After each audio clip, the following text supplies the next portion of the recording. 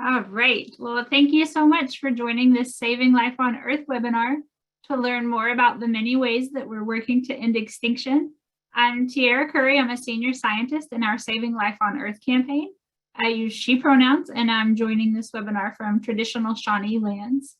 We've disabled chat because that can be really distracting, but we're going to do Q&A at the end. So type any questions that you have into the Q&A button, and we will save 15 to 20 minutes for those. I'm super excited for this webinar. We don't bug our oceans program too much because they're so busy saving the oceans, but we're going to talk to Kristen Monsell tonight. And I have to tell you, she's brilliant, she's creative, she's dogged, and I am just as excited as you are to learn more about the awesome work that she's doing. So now that I've thoroughly embarrassed her, I'm going to pass it over to Kristen to introduce herself to you. Thanks, Tiara. I hope I can live up to that wonderful introduction.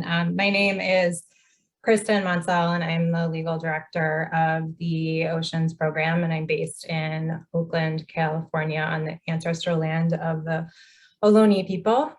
And very excited to be talking to you today about our work in Alaska and telling you some good news about some recent victories we've had there. So before you get into all of the good news from Alaska, can you just give us a really brief overview of the Oceans Program?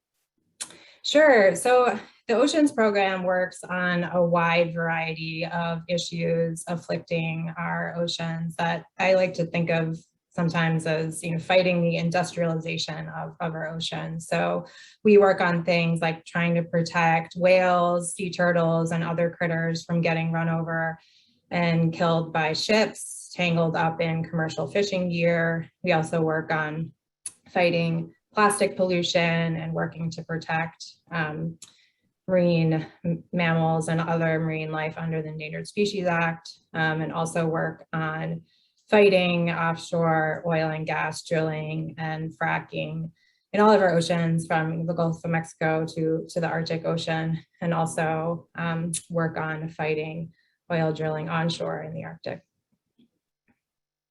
So a lot of environmental news these days is overwhelming and sad, but you have some really, really good news for us. You just played a role in stopping what would have been the largest oil and gas lease in the Alaskan Arctic. So give us the scoop on that. Sure. So as I said, we work on a variety of issues, including in Alaska and fighting oil and gas drilling there. And while we've been working on those issues for years, that seemed especially so during the Trump administration. Alaska was a real target for his destructive agenda. But like you said, we have had a lot of victories stopping some of these really horrible projects. One of which would have been the largest oil development project in Alaska's Arctic. And I actually have some photos to help us along here, so I will just share my screen.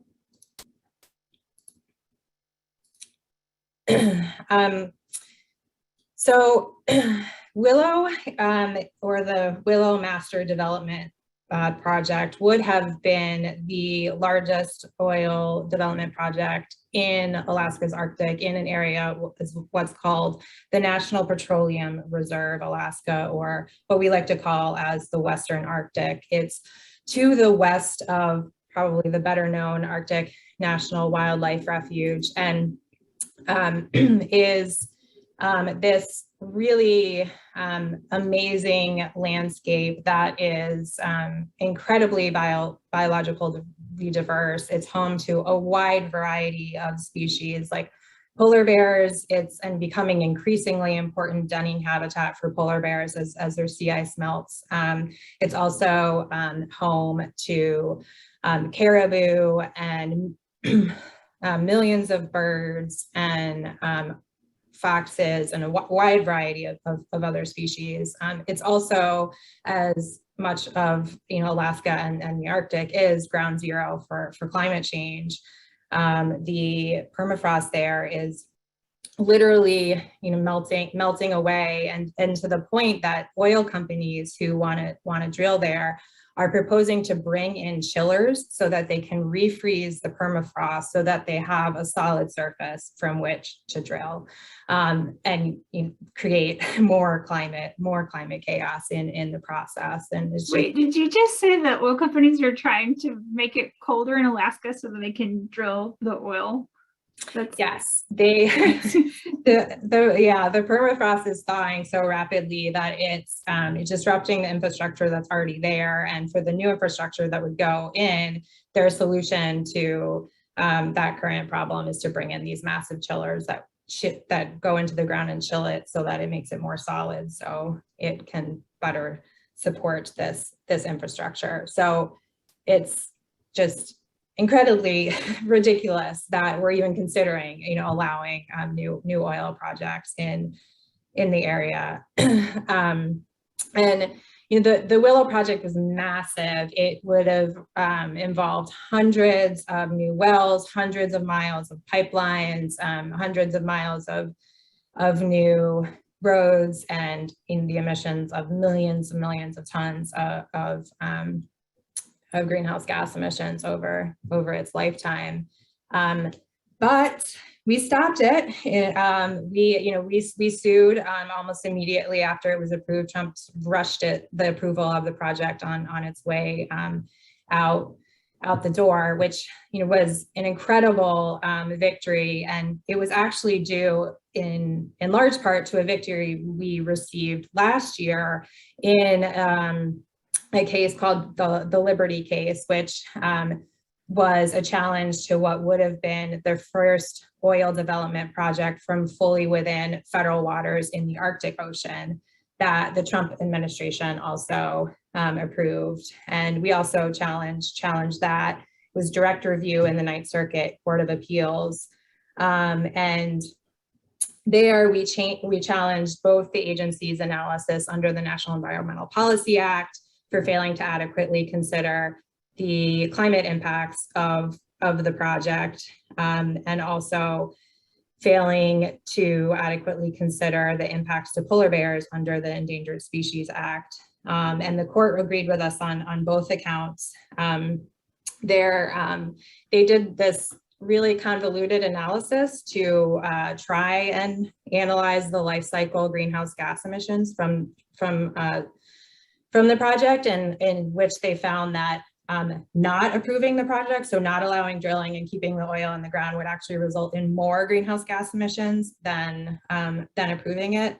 And they did so by ignoring available evidence, demonstrating that that's not the case, and ignoring the impacts of the project on foreign consumption and foreign greenhouse gas emissions, ignoring the fact that oil is, operates in a global market, and what we do in the US does have an impact globally.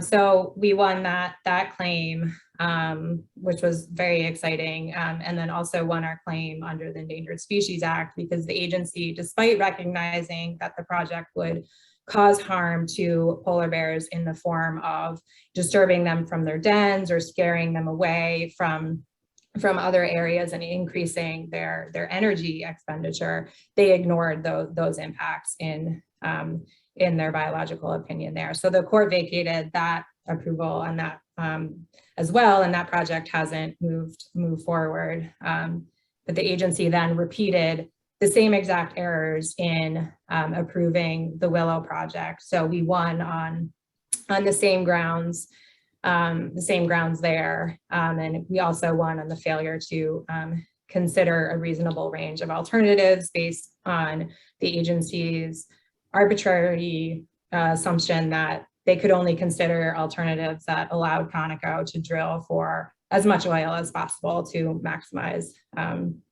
the development.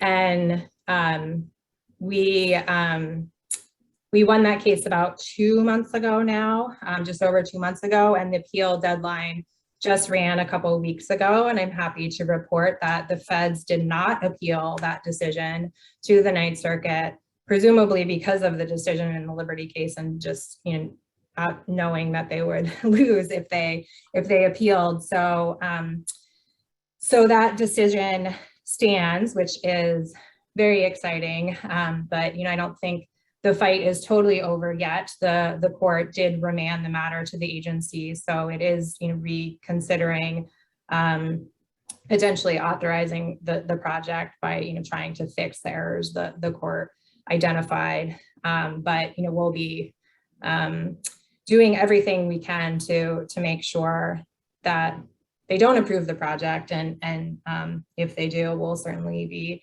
ready to go back to court and keep fighting it. That is such good news. I love it when we win. Like sometimes it gets so discouraging, but you can point to that habitat right now and be like, those polar bears are safe because of the legal work we did to win this case. So that makes my heart happy. And that's not even all the good news that you have for us. So I lived in Anchorage for a couple of years a long time ago, and I loved seeing the beluga whales. They're just adorable, tiny whales. They're like, I don't know, they're super cute. So I'm really glad that you have good news for us about them. So tell us about your work to save Cook Inlet beluga whales. Sure.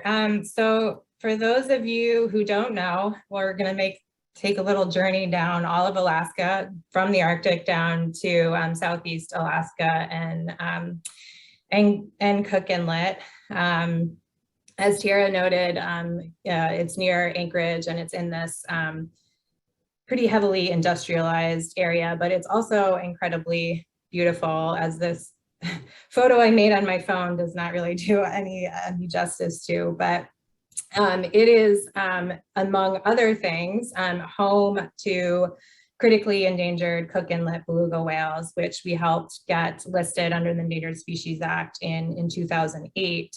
And as Tiara noted, they are these adorable little whales that are fairly easily identifiable because they're all white and they have these little melon heads. But they are also incredibly threatened by human activity and noise pollution in particular. As you can see, hopefully, the waters of Cook Inlet are very turbid. And so Cook Inlet belugas rely on sound rather than sight for a lot of their essential life functions, such as finding food and communicating. So noise pollution is a significant threat to these little whales, and in fact has been identified by the National Marine Fisheries Service as the #1 threat of concern to their survival and ultimate recovery. Unfortunately, they're not doing all that well right now. The population is declining at a rate of about 2.5% per year, and they now consist of only around 280 whales. But despite recognizing that human-caused noise pollution is a primary threat to their existence, the federal government issued a number of leases to Hilcorp in federal waters in Cook Inlet, which represented the first time that an oil company has gotten a lease in the area in federal waters in many, many, many years. There's currently oil drilling in state waters, but this represents the expansion into federal waters. And the agency, in addition to issuing the leases, also issued a rule under the Marine Mammal Protection Act allowing Hilcorp, again, which was the oil company that was trying to build the Liberty Project in the Arctic, to harass and disturb these whales and harm others incidental to its operations in Cook Inlet. So everything from seismic airgun blasting to oil drilling to increased vessel traffic, and in this whale's only habitat area. So we challenged that decision in federal district court in Alaska. We brought claims under both the Marine Mammal Protection Act, the National Environmental Policy Act, and the Endangered Species Act, and basically alleged that the agency failed to take a careful, close look at the impacts of allowing all of this activity on critically endangered Cook Inlet beluga whales, and arbitrarily determined that these activities would have no more than a negligible impact on the animals.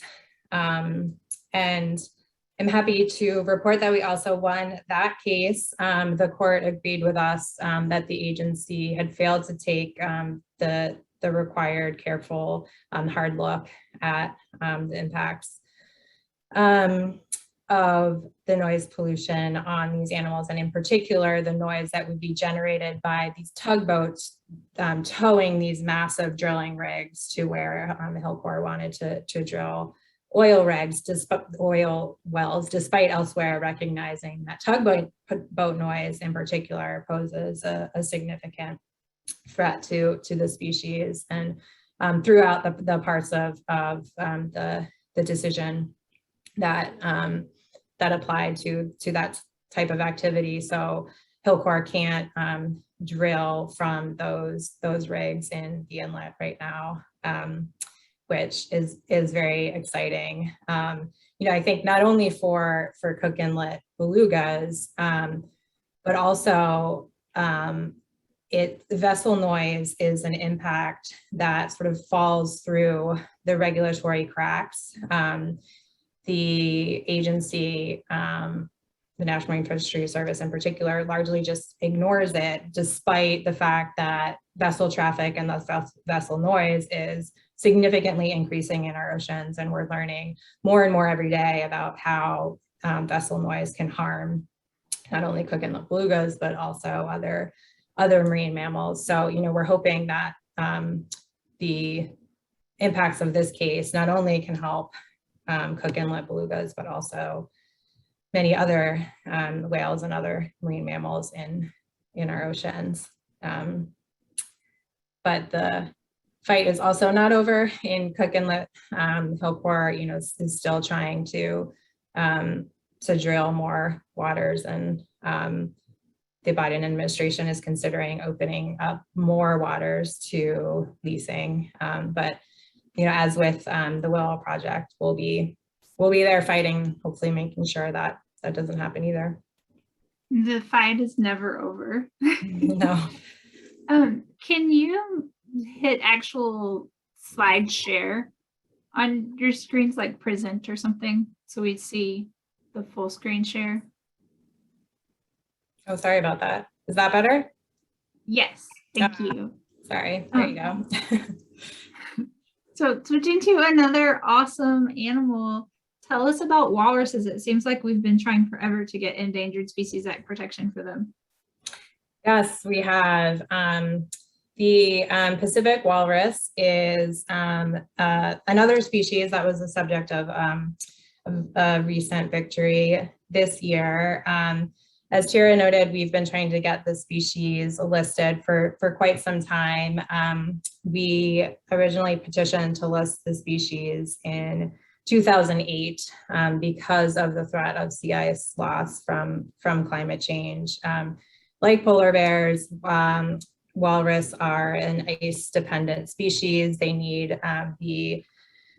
the ice to rest, give birth, raise their young, and a platform from which to hunt. And a little fun fact about walrus is that their scientific name means tooth-walking seahorse, because they use those big tusks that they have to grab onto the ice and haul themselves up onto the ice, among other things. As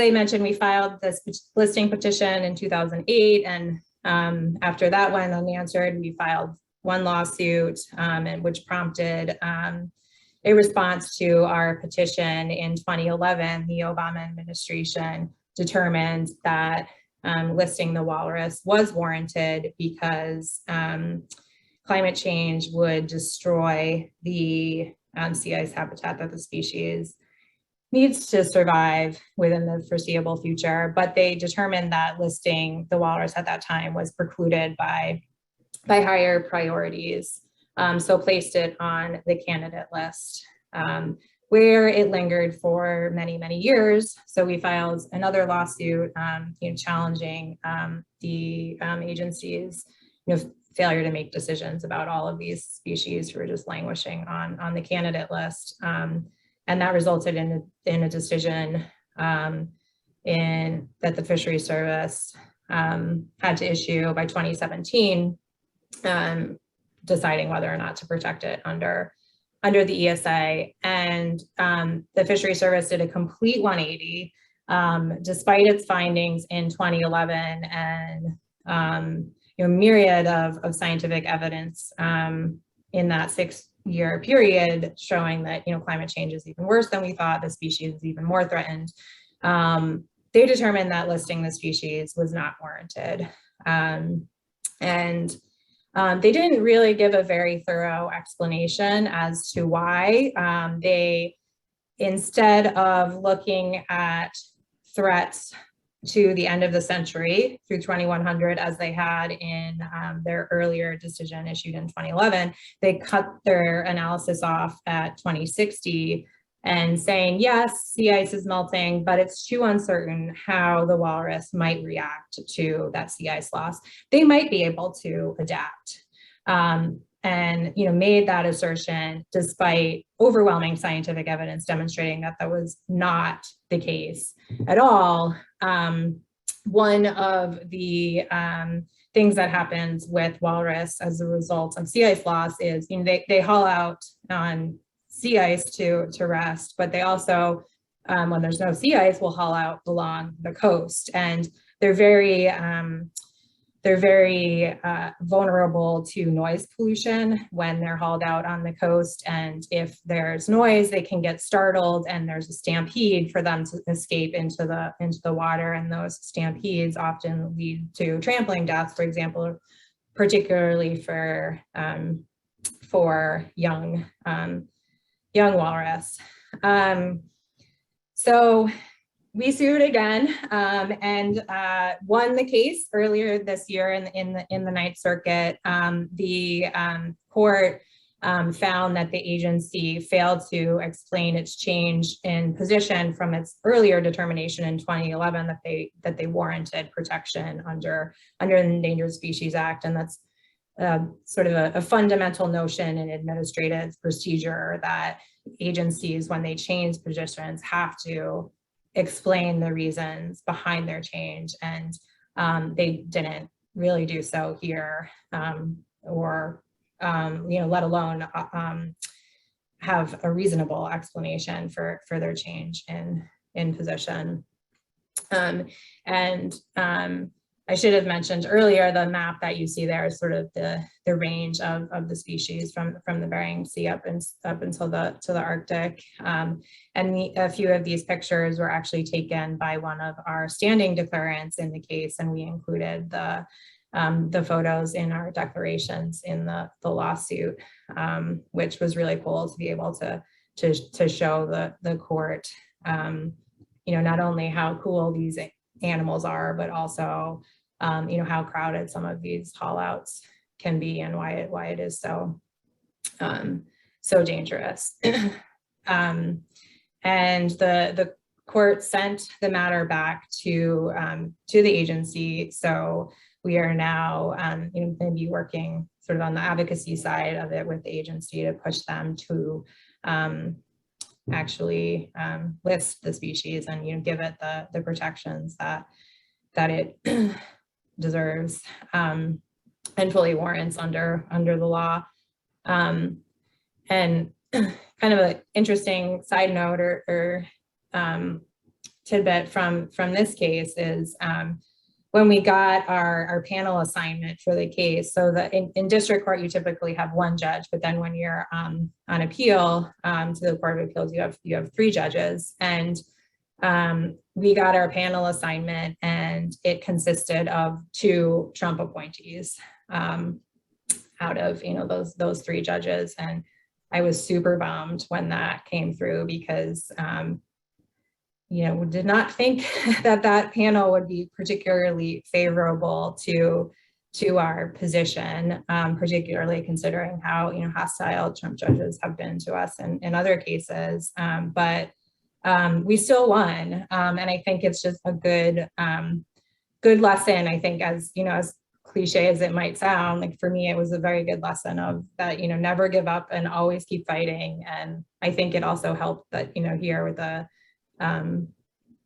the decision the agency issued was just so indefensible that, even unfavorable judges recognize that.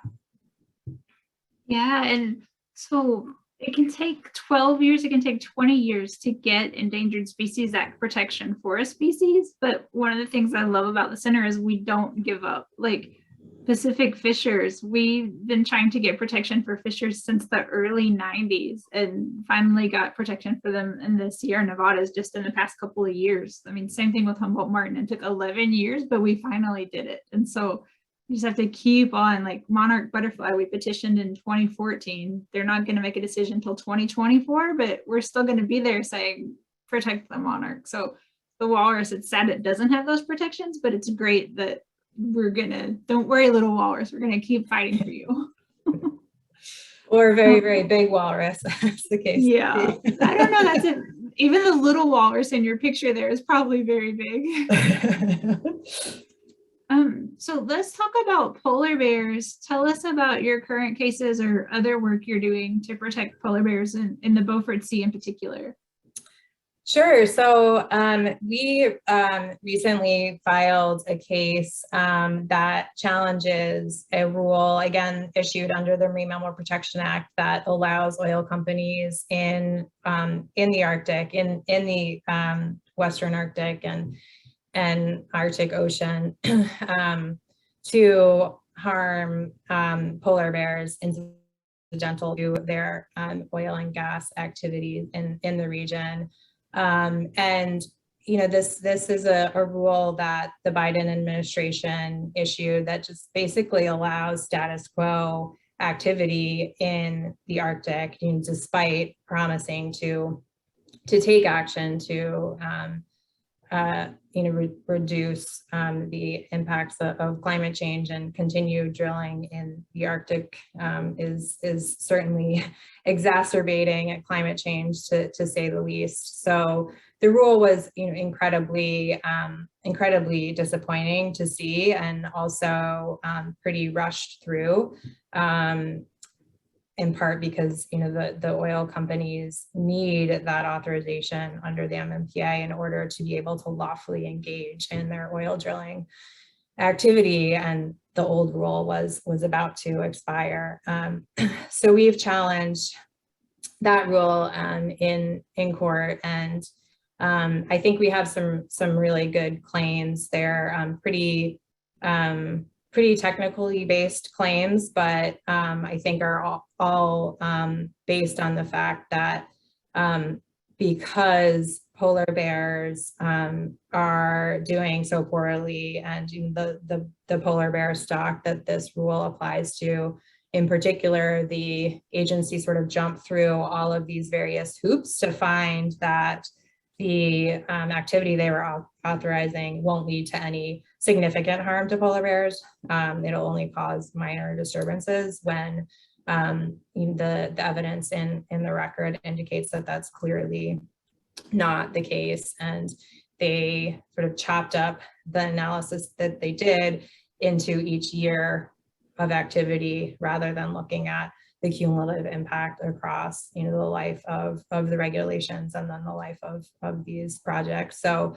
I am pretty hopeful that we will have good news again to report, but we'll see. It is hard to win these types of cases generally, just because you're always up against the agency deference standard.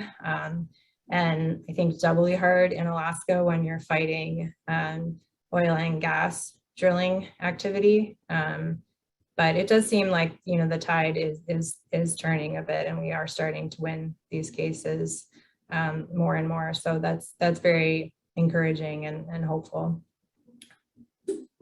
Can you tell us more about the role that our members play in the work that you're doing? Um, this was a video I couldn't get to work, but that is Frostpaw saying hi to everyone on an escalator. um, yeah, I mean, our members, like, we couldn't do this work without our members. You know, first and foremost, we can't go to court unless we have members who are interested in these animals and ensuring their protection, because we need to demonstrate our standing to bring the case, so show why we're harmed by the particular agency activity, how they have an interest in the animals that are the subject of the case, and how, if we win, their interests will be better protected. So, you know, I literally couldn't do what I do without our members and the standing declarants that we have in these cases. So thank you, if any of you are on the webinar, for responding to all of my many emails, and being so willing to help us out. And, you know, also, I think all of the various action alerts that we send out and comment letters that our members write, I think really do make a difference. And, you know, for example, one recent example is with the Willow lawsuit. We sent out an action alert on that, and had thousands and thousands and thousands of people respond to that and tell the agency that, you know, to reject the project because of all of the numerous harms inherent in the project. And we sent that to the agency while they were considering, you know, whether to approve the project in the first instance, and then also whether to appeal the decision. And I do think that the outpouring of public opposition to this project played a decision in the agency's or played a role in the agency's decision whether or not to appeal it, because, you know, while the Liberty case was also a pretty strong deterrent, I do think that there was enough, you know, distinguishing factors there that they could have certainly appealed it and given it a try, and are certainly getting, you know, pressure from Conoco to have done that. So thank you. Yeah, one of the reasons we wanted to do this webinar was to say thank you to our members, because a lot of the credit for these victories is because of your support and you're being there and commenting and taking pictures and getting back to us. So thank you. And Griselda just put a brand new hot off the press action alert in the chat about Cook Inlet, and there's a 1 million acre oil lease on the table. Kristen, do you want to tell us just a little bit about that? Yeah, sure. So incredibly frustrating that, you know, we even have to ask you to do this, given that, you know, the Biden administration promised to take strong action on climate change and stop offering up our oceans and other public lands to oil companies. And yet, you know, its actions have not matched those words in many ways. And this is an example of that. The Bureau of Ocean Energy Management, which is the agency charged with managing offshore oil and gas activity in federal waters, just recently issued a draft environmental impact statement on a proposal to hold a lease sale next year. And as Tiara mentioned, it would offer up over 1 million acres of Cook Inlet to oil and gas companies. And you know, given Hilcorp's existing drilling activities in state waters in the area and efforts to try and expand into federal waters, there's a very real chance that they will try and move this lease sale forward. But I think we also have a really good opportunity to stop it, both because of the enormous climate impacts from the project, and because of the incredibly harmful impacts that would result to Cook Inlet beluga whales from all the noise pollution and risk of oil spills. For example, I mean, the agency's own analysis, for example, has determined that there would be over 400 oil spills per year if the lease sale goes forward, and yet is proposing to still hold it. So we need you all to weigh in and tell them not to hold this lease sale. The administration did announce when they issued the draft EIS that they haven't yet made a final decision as to whether or not to actually hold the lease sale, which I've never seen them actually say that in an announcement before. So I think, that's a signal that they are really considering not holding the lease sale. And the more people they hear from asking them not to, the better. And they absolutely have the legal authority to cancel the lease sale, and have previously done so in the past in Cook Inlet. So I want to take some questions that people are typing in. And the first one is something you were already touching on. How are new federal oil leases even being offered since the Biden administration supposedly halted new leases on federal lands and waters? That is a very good question. So, so the Biden administration did issue, President Biden did issue an executive order ordering a pause on federal oil and gas leasing while the administration takes a look at the various impacts of the program. But a number of states sued over that executive order in Louisiana, and they won a preliminary injunction that enjoined the agencies from implementing that pause pursuant to the executive order. And the administration is looking at that decision as a requirement to hold these lease sales. In addition to the one in Cook Inlet, they are also about to offer up over 80 million acres of the Gulf of Mexico in a sale on November 17th, which we've already challenged in court in DC. And I think they're using the decision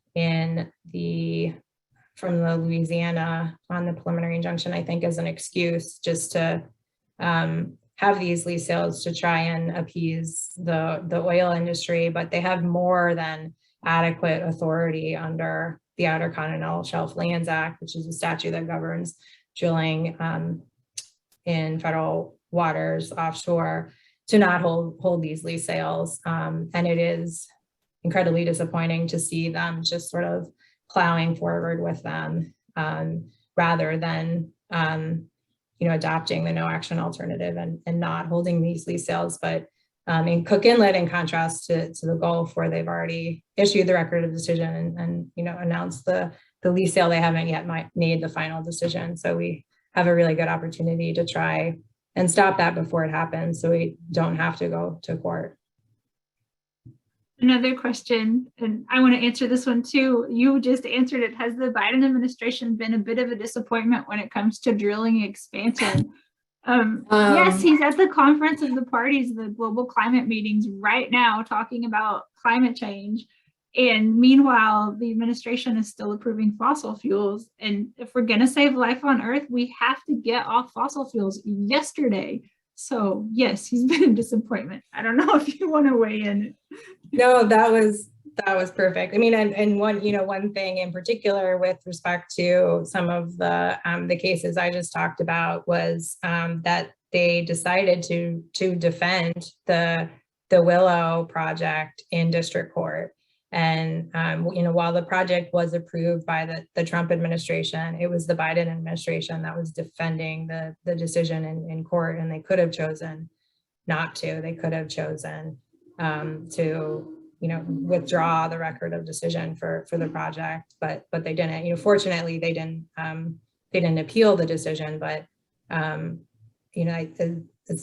I've heard that they are reconsidering, they are considering reauthorizing it. So it's a fight that certainly is not yet done. There's a lot of kind of specific questions, but I want to take kind of a macro question first.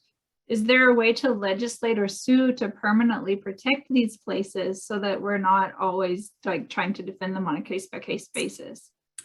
Yeah, that's a really good question, and I think it's something that we're also working on, trying to get permanent protections for these places, and then in addition to fighting each project as it comes up until we get those permanent protections in place. So, for example, one sort of specific thing that we're advocating for is under the Outer Continental Shelf Lands Act, President Biden has the authority to withdraw permanently all unleased areas of the Outer Continental Shelf from availability for future oil and gas leasing. So we've been urging him to do that as sort of one example.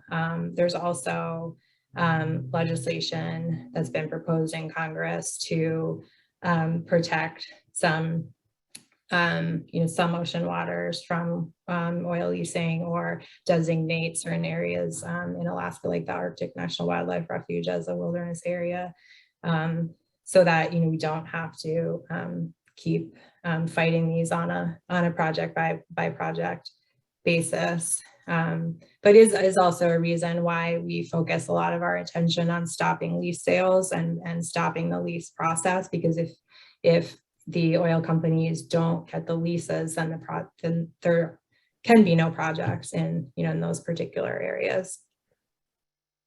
And there's a mechanism on the table to protect areas. I mean, Biden, the America the Beautiful initiative, they've pledged to protect 30% of US lands and waters for wildlife by 2030, which is 9 years from now, like moving towards protecting half the earth by 2050. And so it seems like under the America the Beautiful initiative, they could identify a lot of these special places in Alaska and give them stronger protections.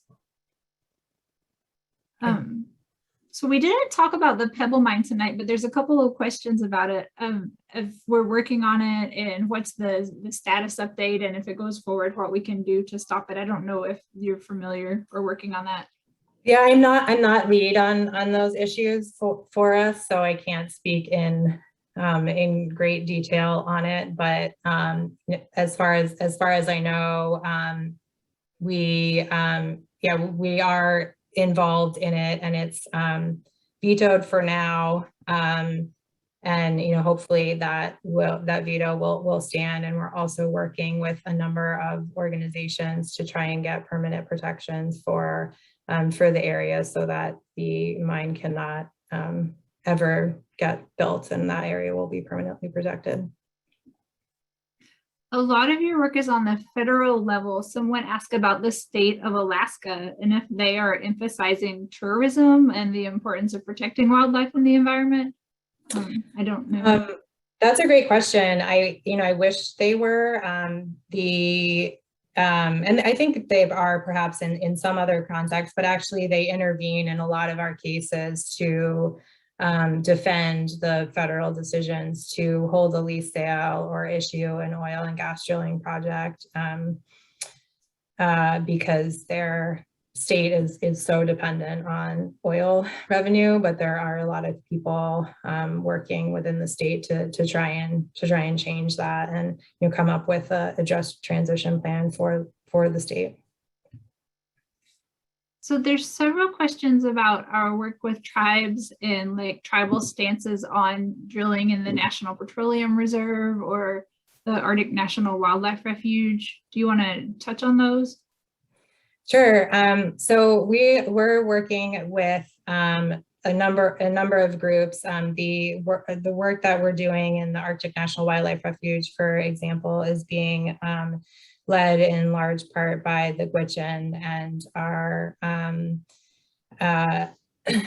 working to support their work there, that there should be no oil development in the area. And similarly, in the Western Arctic, there are tribes that are involved in fighting new oil and gas development there, but there are other entities or other tribal entities that are in favor of more oil development. So it's certainly a very tricky issue politically. Then a lot of these questions are sort of very specific. It sounds like somebody wants to volunteer. Are there opportunities for private law firms to work pro bono with you on these lawsuits? Yeah, I'd definitely be interested in chatting about that. I mean, there's certainly a lot of work to be done. So yeah, maybe we can talk offline about that. And then someone asked about opposition from people who would have gotten jobs from the suspended projects. I kind of have a strong opinion about that one, like being from Appalachia and fighting coal mines all the time and things always getting framed as jobs versus the environment. And I think that it can be an oversimplification, because there could be different jobs. There could be green jobs. There could be tech jobs, healthy jobs, jobs that don't kill people. So like when the media asks me that question, I always try to frame it at a bigger level so that it doesn't just get reduced to that. But I don't know if you have thoughts or if you've seen opposition from people. Yeah, no, I mean, I think that's 100% right, and is correct in Alaska as well, and is something else that a number of groups in Alaska are working on, specifically, like developing a just transition plan to transition the state off of fossil fuels and toward a clean energy future. And as you say, so they're not relying on jobs that are killing people. Yeah, I mean, we launched an entire energy justice program at the center to work on transitioning to a green economy and to take some of the burden of pollution off of the frontline impacted communities, and to not just say no all the time, but to be like, yes, there is a path forward. Like, we have the technology we need to fight climate change. We have the technology we need to end extinction. We just need the political will to do it. And part of that is just showing that it is possible and there is a way forward. I don't know if you ever work with organizations in Russia. Someone asked if there's coordination between organizations in the United States and Russia or other countries that share the Arctic on these wildlife issues. Yeah, I don't personally work with Russian entities at all, but our international program does on some polar bear treaty work related to quotas for polar bear hunts for subsistence and other purposes. And then the work that the group that are working on the Arctic National Wildlife Refuge are also working with groups in Canada, because the caribou are a transboundary species, and are the impacts that would happen in the refuge will be felt in Canada as well. But luckily, we are winning that fight as well, and there's been no new oil activity approved in the refuge so far. So someone asked a question about how scientific models are received by the courts. That's a good question, and I think a very lawyer answer is it depends. I think some judges really like to get down into the nitty gritty on a scientific model and talk about scientific theory. There was this opinion from DC, for example, that had pages and pages about the null hypothesis and how it applied to the species of fish. And so I think it really does depend on the particular judge, and generally, judges, I think, tend to defer to what the agency says and what it says its model means, rather than rather than us, which is why, you know, we try and break it down very simply. And, you know, I'm not a scientist, I'm a lawyer, so I have a hard time understanding the scientific models. And luckily we have amazing scientists at the center who I can, you know, pester with all of my questions about what does it mean. So, you know, they are very helpful in getting me to understand it, so then I can help communicate it to the court in a way that will be more digestible to a judge. Yeah, I not just an attorney answered that. I mean, it would depend on the model and depend on the judge, I think. So here's a non-loaded questions. How politicized are the agencies making the decisions? Very. I think, you know, it's interesting. I think it depends on the agency, I think, to some extent, as to how politicized they are. I mean, for example, the National Marine Fisheries Service tends to be a lot better in its interpretation of its legal duties and actually making decisions that are driven by science, compared to the Fish and Wildlife Service, who tends to be much more driven by politics. But, you know, that's, you know, not always the case. And, you know, the Fish and Wildlife Service and NMFS can both do horribly politically driven things at times. And I think that the Bureau of Ocean Energy Management and BLM, when it comes to the, you know, oil drilling,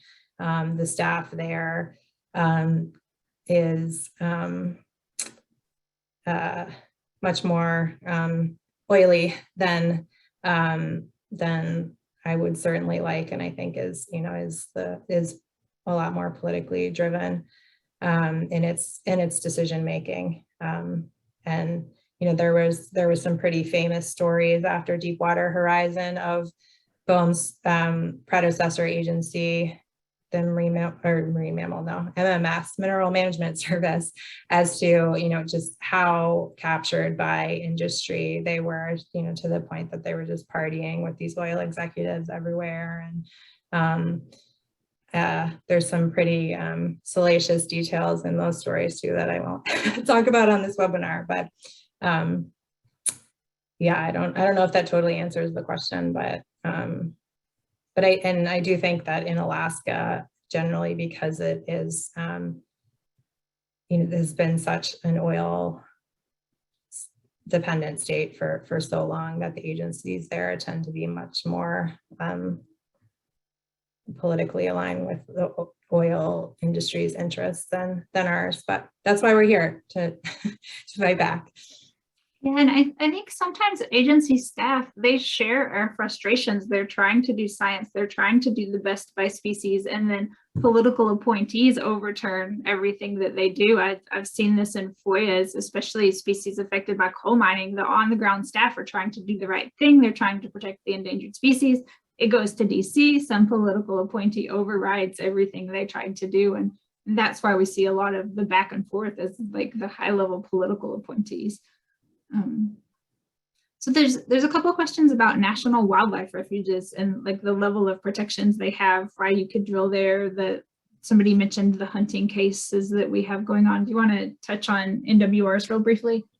Sure. Yeah. So I mean, yeah, it's ridiculous that we even have to be talking about oil drilling in a national wildlife refuge. I mean, of all places, they should be a sanctity for wildlife, not turned into oil fields. But with the Arctic National Wildlife Refuge in particular, it was a rider that was enacted during the Trump administration in Congress, as part of the Tax Act of 2017, that required the Bureau of Land Management to have 2 oil leases in the Arctic National Wildlife Refuge on the coastal plain. And that's why we saw the lease sale and, you know, the move, excuse me, by the agencies to open up that that area. But there is legislation pending now to repeal the Tax Act, so that would be protected once again. And I know that across programs, we're working to get greater protections on national wildlife refuges from things like pesticides, hunting, just across the board. As a refuge, it should be a safe place for wildlife. And unfortunately, we have to keep fighting those fights all the time too. We're almost out of time, Kristen. I just want to kind of ask you a personal question about like what keeps you motivated and gives you joy and causes you to like get up every day and do this work that you do.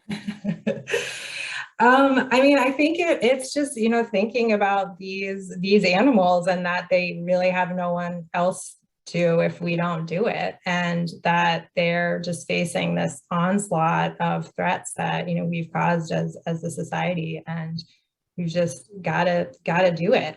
And you know, one thing that I love about the center in particular that this photo reminds me of is that, you know, while I'm a lawyer and I litigate and am in court, I also do things like go to rallies. And while I haven't worn frostbite, I have dressed up as a walrus, which was quite fun, and other animals, and, you know, yell on the bullhorn, and then, you know, put my lawyer hat on and go in and testify at a public hearing. And it's just inspiring to be surrounded by so many people who are so passionate about, you know, saving life on Earth. And so you all motivate me. Yeah, and Frostpaw, we had a staff person who dressed up as Frostpaw the polar bear and followed President Obama around everywhere he went for years. Like even in Hawaii, that polar bear costume is hot and heavy. And we had an attorney like following him around in Hawaii, just trying to make him take awareness of climate change. And finally on a golf course one day, President Obama was like, "Oh, hey, polar bear." And we felt like we finally succeeded in getting some recognition. But Frostpaw's work is not done. Kristen, thank you so much for joining us tonight, and thank you at home, and to Griselda and our awesome digital team for making this happen. We're going to do another webinar on Tuesday, November 30th. It's Remembrance Day for Lost Species, and we're going to talk about the 23 species that the U.S. Fish and Wildlife Service just declared extinct. We're going to hold a little ceremony for them and talk about our big plan to save life on Earth so that we don't keep losing species to extinction. So join us then. You'll get an email about that. Take that action alert to save Cook Inlet beluga whales from more oil and gas drilling. And thank you so much. I'll see you next time.